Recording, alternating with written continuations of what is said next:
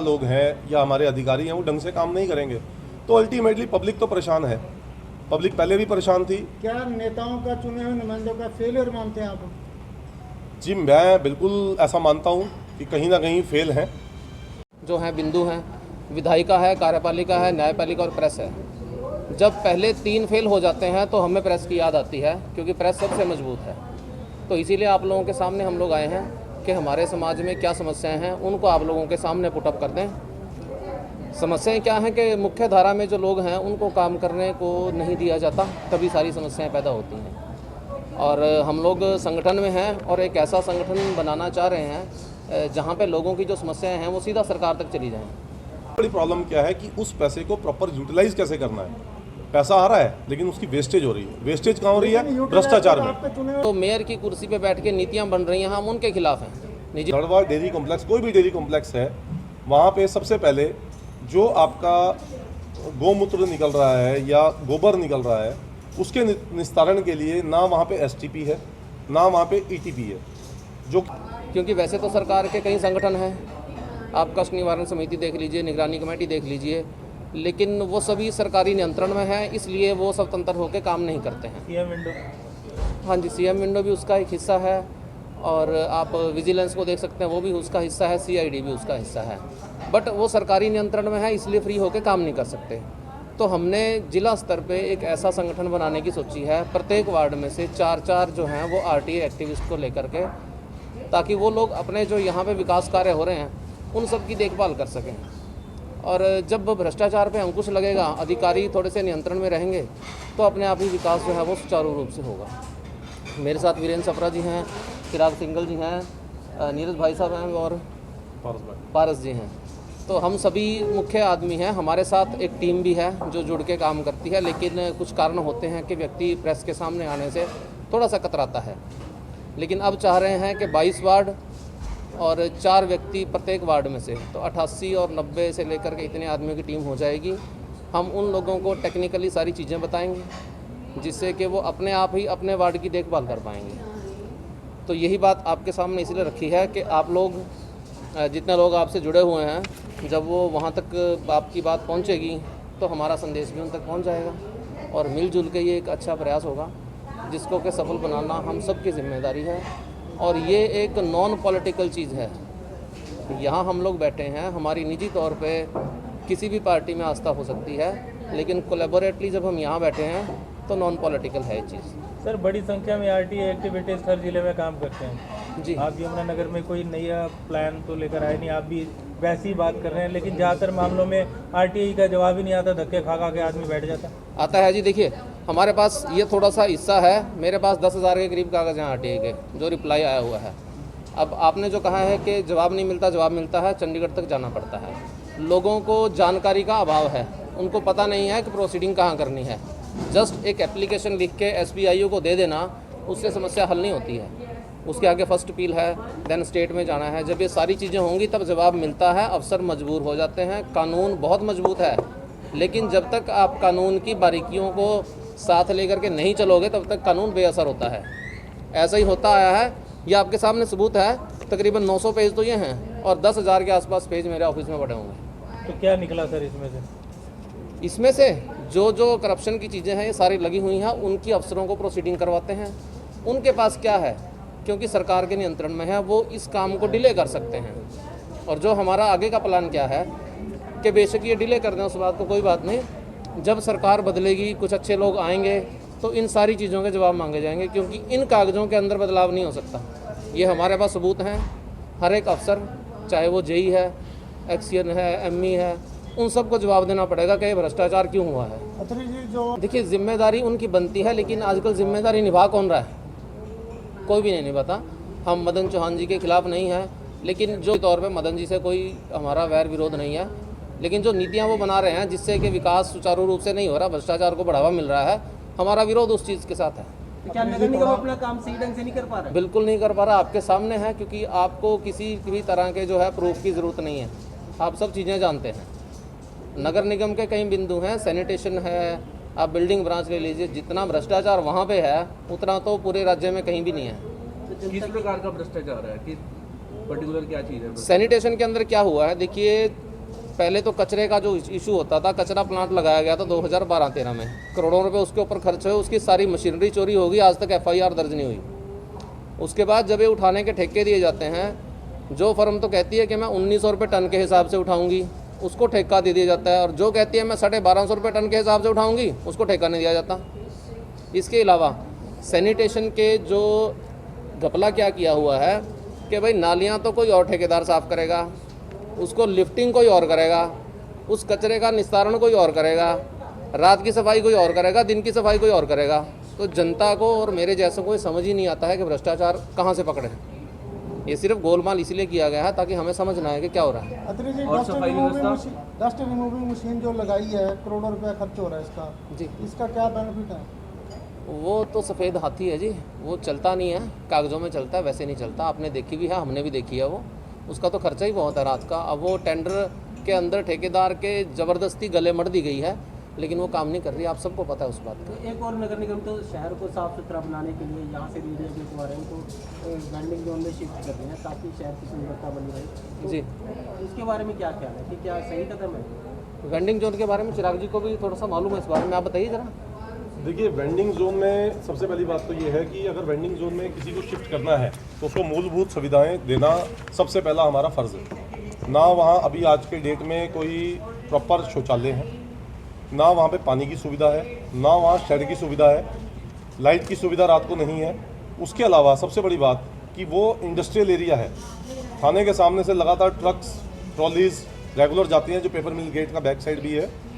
वहाँ पे इतनी डस्ट ऑलरेडी है, इतनी डस्ट जब वहाँ उड़ेगी, कौन आदमी जाके वहाँ खाना चाहेगा? हर आदमी ये चाहता है कि मैं साफ़ स्वच्छ भोजन करूँ, और वो तभी मिल पाएगा जब वहाँ से डस्ट आप रिमूव करेंगे और बाकी मूलभूत सुविधाएं देंगे। इसके अलावा मैं एक और मुद्दा उठाना चाहूँगा आपके सामने कि दड़वा डेयरी कॉम्प्लेक्स और औरंगाबाद डेयरी कॉम्प्लेक्स, ये दो डेयरी कॉम्प्लेक्स नगर निगम द्वारा बना के अलॉट किए गए, लोगों को वहाँ पे शिफ्ट किया गया। आज तक वहाँ पे मूलभूत सुविधाएं प्रॉपर नहीं है। सेम चीज़ वेंडिंग जोन में अप्लाई की जा रही है, मतलब तानाशाही हावी होती जा रही है। आप अपनी जिम्मेदारियों से मुकर कर आप दूसरों के ऊपर जिम्मेदारियां लागू कर रहे हैं, अपनी उनके ऊपर हक जमा रहे हैं, जबकि आपको सबसे पहले तो खुद को देखना चाहिए कि मैं उसमें क्या इनपुट दे रहा हूँ। क्या ये टेक्निकल पॉइंट्स अगर हम बात करें, कोई भी इंडस्ट्री लगती है तो अगर इनपुट कुछ है, उसमें पानी है, तो आउटपुट को भी तो हम पहले उसको टैकल करके चलेंगे, तो वो चीज़ें अब तक नहीं है। चिराग जी, क्या समझते हैं, अधिकारियों की जिम्मेदारी बनती है या भाजपा सरकार जो चुने हुए नुमाइंदे हैं उनकी जिम्मेदारी बनती है इसको? देखिए, मैं तो ये कहूँगा कि जितने भी हमारे नेता हैं उनकी क्वालिफिकेशंस कुछ भी हो सकती है, XYZ। जो हमारे देश का लोकतंत्र है उसमें एक पर्टिकुलर जिम्मेदारी नहीं है कि आपकी क्वालिफिकेशन MSc हो, BSc हो। वो चीज़ हमारे यहाँ एक बहुत बड़ा लैकुना है आज की डेट में। लेकिन हमारे जो अधिकारी हैं वो सब पढ़े लिखे हैं, टेक्निकली क्वालिफाइड है। अगर कोई ME लगा है, कोई JE लगा है, तो उसने एक क्वालिफिकेशन अटेन की हुई है, उसकी पर्टिकुलर क्वालिफिकेशन है। उसके बाद जब वो प्रमोट होता है तो उसका एक एक्सपीरियंस भी साथ में जुड़ता है। तो क्या जो अधिकारी हैं जो इतनी मोटी मोटी सैलरी ले रहे हैं, उनकी जिम्मेदारी मैं समझता हूँ कि बहुत ज़्यादा है कि ड्राफ्टिंग आपने कैसे करनी है, उस प्लांट का लेआउट आपने कैसे बनाना है, उसमें क्या क्या सुविधाएं आपने देनी है, उसमें अधिकारियों की जिम्मेदारी बहुत ज़्यादा बन जाती है। सरकार पैसा दे सकती है। आपने भी देखा होगा कि क्या पिछले 8 साल में, ये बात से मैं मानता हूँ कि आप सब भी एग्री करेंगे, जितना पैसा हमारे शहर में आया है, चाहे वो अमृत योजना में आया हो, चाहे वो नगर निगम में आया हो, चाहे वो किसी भी डिपार्टमेंट में आया हो, इतना पैसा पिछले 8 साल से पहले हमने नहीं देखा। लेकिन सबसे नुमाइंदे करवाएंगे ना, किस लिए चुने हैं? देखिए, मैं ये नहीं कह रहा हूँ कि उनकी जिम्मेदारी नहीं है, मैंने आपको ये नहीं बोला। मैं सिर्फ टेक्निकल पार्ट की बात कर रहा था कि टेक्निकल पार्ट्स में जो जिम्मेदारी है वो अधिकारियों की, पढ़े लिखे लोगों की बनती है। लेकिन ज़रूरी है कि इम्प्लीमेंटेशन में प्रेशर जो है वो तो अल्टीमेटली ऊपर से ही आना है, जो नेता लोग हैं। जैसे अगर हम एग्जांपल दें यूपी का, तो यूपी के अंदर योगी आदित्यनाथ जी ने जो किया है वो सबके लिए एक एग्जाम्पल है, और तभी वो दोबारा से चुन के आए हैं। अगर यहाँ पे जो हमारे जिस हिसाब से प्रॉपर वर्क अभी तक होना चाहिए था वो नहीं हो पाया है।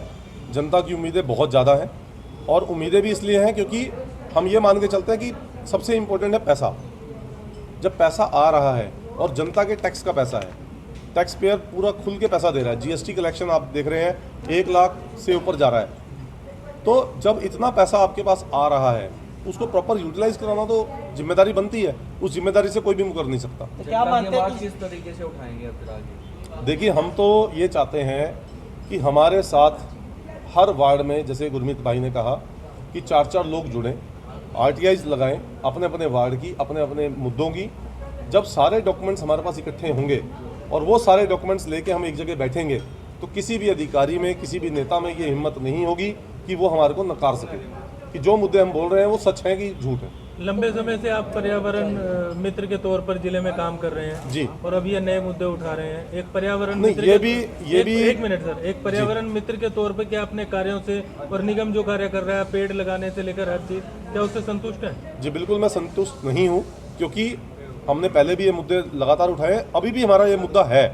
आप ये मत सोचिए कि हमने अगर दड़वा डेयरी कॉम्प्लेक्स की या सफाई की बात की है तो हम कहीं ना कहीं पेड़ों से भटक गए, ऐसा नहीं है। तो इतने हमारे पेड़ पास- काट दिए गए, आपकी तरफ से कोई बात नहीं? सर, हमने क्यों नहीं बात की, हमने लगातार ज्ञापन भी दिए हैं डीसी साहब को भी, हमने मंत्री जी से मुलाकात की है, उन्होंने हमें वादा किया था पेड़ नहीं काटे जाएंगे। हम तो धारा 302 लगाने की सिफारिश करते हैं कि जो भी हरा पेड़ काटे हमारे शहर के अंदर उसके ऊपर 302 लगा के उसको अंदर किया जाए। बचे ही 20% है सर अब तो। सर बिल्कुल 20% बचे हैं, लेकिन जो बचे हैं उनको बचाना भी हमारी जिम्मेदारी है, और जो और हम नहीं लगा सकते हैं। बल्कि हमने तो इसमें लिखा हुआ भी है कि जो पेड़ काटे गए हमारे फुआरा चौक से लेके आईटीआई तक, मधु चौक से लेके कन्हैया चौक तक, और फिर फाउंटेन चौक से लेके जगाधरी झोटा चौक तक, वो सारे पेड़ का जवाब हमें मिलना चाहिए। क्योंकि एक इसमें कैंपा फंड होता है, कैंपा फंड के अंदर अगर आप एक हरा पेड़ काटते हैं तो आपको 10 पेड़ लगाने होते हैं, उसके पैसे जमा होते हैं डिपार्टमेंट में, लेकिन वो नहीं लगाए जा रहे। जितने भी पेड़ वापस लगाए गए हैं वो सभी संस्थाओं द्वारा लगाए गए हैं, और संस्थाएं लगातार काम कर रही हैं शहर में। हम तो ये रिक्वेस्ट करेंगे कि जितनी भी संस्थाएं हमारे शहर में काम कर रही हैं, हर वार्ड में 2-2, 3-3 संस्थाओं को इन्वॉल्व किया जाए हर काम में, ताकि काम प्रॉपर तरीके से हो, जनता का भी विश्वास बढ़े और सही काम इम्प्लीमेंटेशन प्रॉपर हो सके उसका। चिराग जी, सरकार एक तरफ तो पेड़ों को बचाने के लिए जो बूढ़े पेड़ हैं उनकी पेंशन लगा रही है, तो क्या जिले में अभी तक किसी को किसी पेड़ की पेंशन उपलब्ध हो पाई है? देखिए, पेंशन लगाना एक अच्छा विचार है, लेकिन मैं तो ये मानता हूँ कि क्या उस एज तक पेड़ पहुँच पा रहा है? 75 साल से ऊपर के पेड़ों को पेंशन बांध रहे हैं, क्या उस एज तक कोई पेड़ पहुँच पा रहा है? और सबसे बड़ी बात यह है, जो नए पेड़ लगाए जा रहे हैं उनका संरक्षण प्रॉपर करना वो बहुत इम्पोर्टेंट है। और उसके अलावा जितने भी पेड़ हमारे यमुना के किनारे लगे हुए थे लगातार वो कटते जा रहे हैं। तो उसके लिए ही हम प्रपोज कर रहे हैं कि धारा 302 का जो प्रावधान उसमें हो जाएगा, और जितने भी मुद्दे कोई उठा रहा है एकदम से एक्शन होगा। आप 10 लोगों के ऊपर एक्शन कीजिए 302 का, उसके बाद मैं आपको लिख के देता हूँ कि किसी की हिम्मत नहीं होगी हरा पेड़ काट दे। कभी पेट्रोल डाल देते हैं, कभी उसमें केमिकल डाल देते हैं उसकी जड़ों में, पेड़ों को सुखाया जाता है ताकि कट सके। तो उन चीज़ों को रोकना तो पड़ेगा। आपको पत्रकार महोदय 1 मिनट आपको रोकना चाहूँगा। कारा लेकर बैठे, इसके अंदर क्या हाँ, है ये कुछ बात, मैं ये वही जरूरी बताना बातें चाहता हूँ, क्योंकि हम गैर विषय जरूरी से जो है ना बातें डिस्ट्रैक्ट हो रहे हैं, बता हमें विषय से भटकना नहीं है। हाँ, हमारा पर्पस यही इसमें से था बताओ आप क्या बताना कि चाह रहे हम हैं? जो है लोगों को अपने साथ जोड़ें, और हमने काम क्या करना है आपको हमारा प्लान पता होना चाहिए, तभी लोग हमारे साथ आएंगे। देखिए, हमारा प्लान क्या है, हमें इन कागज़ों के हिसाब से हमने 2003 का जो डेयरी कॉम्प्लेक्सेस का मुद्दा उठाया था उसके अंदर प्रॉपर्टी डीलरों को प्लॉट दिए गए। असल में सिर्फ 327 डायरियाँ थी, लेकिन प्लॉट काटे गए 1500। तो वो सारा भ्रष्टाचार हुआ है, हम उसको उठा रहे हैं, वो हमने उठा लिया है। तो हम जितने अधिकारी, कर्मचारी, ठेकेदार और पार्षद जो हैं उनको ये बताना चाहते हैं कि आज अगर आप लोग जो भ्रष्टाचार कर रहे हो सरकार के साथ मिल करके, अगर उस पर कार्रवाई नहीं हो रही तो ये मत सोचिए कि भविष्य में कार्रवाई नहीं होगी। हम एक एक ठेकेदार के द्वारा बनाएगी जो भी गली है, जो भी नाली है, जो भी ड्रेन सिस्टम है, जो पाइप है, उन सब की आने वाले वक्त में जांच करवाएंगे। टेक्निकली हमें पता है कि मिट्टी की खुदाई से लेकर के भ्रष्टाचार शुरू हो जाता है, उसके बाद गटका पाने में वो साइज़ पूरा नहीं होता। जो पाइप डाल रहे हैं पूरे यमुनानगर के अंदर, ड्रेनेज के पाइप जो हैं 8 इंची के 27 किलो की सरकार की गाइडलाइन है। सारे शहर के अंदर 17 किलो का पाइप डाला, आप किसी भी पाइप को उखाड़ के देख लीजिए, उसमें 30% का भ्रष्टाचार है। जब मौके पर ये काम किए जा रहे थे तब क्यों नहीं रोका गया? हमने एप्लीकेशन दी है, कार्रवाई नहीं हुई है। ये कागज़ इसीलिए हैं कि जब हमने कमिश्नर साहब को एप्लीकेशन दी है, कोई शिकायत दी है, उस पर कार्रवाई नहीं हुई है तो उनसे जवाबदेही मांगी जाएगी। आप इन भ्रष्टाचार के मामलों में मेयर साहब को कभी भी नहीं फंसा सकते, ना उनको सजा हो सकते, क्योंकि उनके कहीं साइन नहीं होते। साइन होते हैं अधिकारियों के, साइन होते हैं जेई के, साइन होते हैं एमई के। तो जब भी कार्रवाई होगी जेई, एमई, एक्सियन और चीफ इंजीनियर के ऊपर होगी, मेयर साहब या किसी एमसी के ऊपर कभी कार्रवाई नहीं होगी। तो वीरेंद्र जी, जैसे आप विकास की बात कर रही थी, विकास कार्यों के प्रति अपनी आवाज़ उठा रहे हैं, तो जो पार्षद वहाँ पर नगर निगम की मीटिंग में भी आवाज़ उठाते हैं, क्या उनसे किसी तरह का कोई संपर्क हो पाया इन मुद्दों को लेकर? भाई साहब, जब बाढ़ खेत को खा रही हो ना, तो आप किसी को दोष नहीं दे सकते। यहाँ यही हो रहा है, आप सभी जानते हो कि क्या हो रहा है। पार्षद, मेरे को नहीं लगता कि इलेक्शन के बाद अपनी गली में या कभी लोगों से मिलने गए होंगे भी क्या समस्या है। वो दिखावा होता है। मेयर की जो मीटिंग होती है ना, नगर निगम की हाउस की मीटिंग होती है, वो कभी भी मंथली हुई नहीं है। कितनी मीटिंग हुई है? 3 मीटिंग हुई है मेरे ख्याल से अब तक, 5 मीटिंग हुई है ना। और ये महीने बार मीटिंग होनी चाहिए। लेकिन वहाँ पे जो अन्य देखिए, पार्टी के वहाँ लोग पे हैं ना, हमने जो वो है भी उनकी ओर से सुना ही नहीं जाता है। हमने डीसी साहब को पत्र लिखा है कि जब भी जनता से संबंधित जो भी मीटिंग्स होती हैं, चाहे वो रोड सेफ्टी की हो, चाहे चाइल्ड लाइन की हो, कोई भी हो, उसमें जनता का प्रतिनिधित्व होना चाहिए, इन पॉलिटिकल लोगों के अलावा। तो अब देखते हैं डीसी साहब उसमें क्या जवाब देते हैं। अभी हम लोगों को, आप जैसे लोगों को शामिल करते हैं कि नहीं करते हैं? क्या आप लोग कभी मीटिंग्स में बुलाया जाता है? हमेशा मेरे ख्याल से नहीं बुलाया जाता। लोगों के थ्रू, जो आपके चैनल के थ्रू जितने भी लोग हैं वो आपसे संपर्क करेंगे। आपके पास, सबके पास हमारा नंबर है। दूसरा, ये बैनर लगा हुआ है, इसमें हम तीनों लोगों के नंबर हैं, कोई एक आदमी नहीं है। मैं हूँ, चिराग जी हैं और सपरा जी हैं। हम तीनों ही आरटी एक्टिविस्ट को जो भी हमारे पास आएंगे सामाजिक हितों को लेकर, देखिए निजी हितों की बात यहाँ नहीं है, जो सामाजिक मुद्दों को लेकर के आएगा उसका स्वागत है, उसको सब कुछ बताया जाएगा, उसका साथ दिया जाएगा। और कम से कम अपने वार्ड की जिम्मेदारी हर आदमी निभाए तो भ्रष्टाचार काफ़ी हद तक जो है रोका जा सकता है।